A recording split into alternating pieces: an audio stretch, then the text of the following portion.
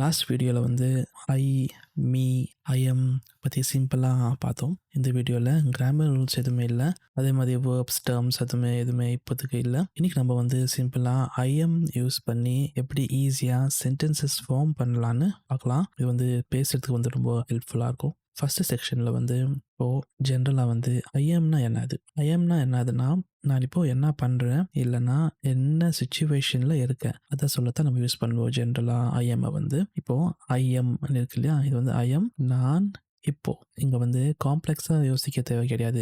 IIM வந்தால் current சுச்சுவேஷன்னு நினச்சிட்டு போகலாம், அவ்வளோதான். இங்கே பார்த்தாக்கா எக்ஸாம்பிள்ஸ் இருக்குது. I'm working, I'm working meaning வந்து நான் இப்போ ஒர்க் பண்ணிட்டு இருக்கேன்னு வரும். இப்போ எக்ஸாம்பிள் பார்த்தாக்கா ஆஃபீஸில் ரொம்ப காமனாக யூஸ் பண்ணுற ஒரு சென்டென்ஸ் இது. யாராவது நம்மளை கேட்டால் வாட் ஆர் யூ டூயிங் கேட்டாக்கா சிம்பிளானப்போ ஐ எம் ஒர்க்கிங்னு சொல்லலாம். இங்கே ஐ எம் லேர்னிங் மீனிங் வந்து நான் கற்றுக்கிட்டே இருக்கேன்.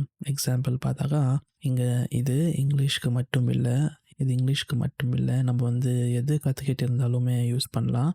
இப்போது I am learning English, I am learning Excel, I am learning driving எல்லாமே இப்போ சேம் பேட்டர்னில் தான் வரும். அப்புறம் வந்து இப்போது ஐ எம் வெயிட்டிங்னு இருக்கு இல்லையா, இது ஸ்லோ ப்ரொனவுன்ஸ் பண்ணாக்கா ஐ ஆம் வெயிட்டிங்னு வரும். அப்புறம் நான் வெயிட் பண்ணிட்டு இருக்கேன், அது ஒரு சிம்பிளான மீனிங். எக்ஸாம்பிள் பார்த்தாக்கா ஃபோனில் நம்ம பேசும்போதோ இல்லை வந்து மெசேஜில் இல்லை ஆஃபீஸில் ரொம்ப காமனாக யூஸ் பண்ணுற ஒரு சென்டென்ஸ் இது. ஐ ஆம் ரையிங் மீனிங் வந்து அதே தான். லைக் நான் ட்ரை பண்ணிட்டு இருக்கேன், நான் முயற்சி பண்ணுறேன், அந்த மாதிரி வரும். எக்ஸாம்பிள் பார்த்தா பர்ஃபெக்டாக பண்ண முடியலன்னா இந்த சென்டென்ஸ் வந்து நம்ம யூஸ் பண்ணலாம். Like I am trying meaning பார்த்தாக்கா எஃபர்ட் போடுறேன்னு மீனிங் வரும், எஃபர்ட் போட்டுட்டு இருக்கேன் மீனிங் வரும், இல்லை நான் வந்து ட்ரை பண்ணிட்டு இருக்கேன்னு வரும். பர்ஃபெக்டாக இருக்காது, பட் நம்ம வந்து இதை ட்ரை பண்ணிட்டு இருக்கேன் பர்ஃபெக்டாக பண்ணுறதுக்கு, அந்த மாதிரி மீனிங் வரும். இங்கே ஒரு விஷயம் நம்ம வந்து ஞாபகம் வச்சுக்கணும், பர்ஃபெக்ட் சென்டென்ஸ் வேணும்னு யோசிக்கக்கூடாது. அதே மாதிரி வந்து கரெக்ட் கிராமராக நான் பண்ணுறேன்னா இல்லை கரெக்ட் டென்ஸு அந்த மாதிரி விஷயம் நம்ம பண்ணுறோன்னான்னு யோசிக்காதீங்க.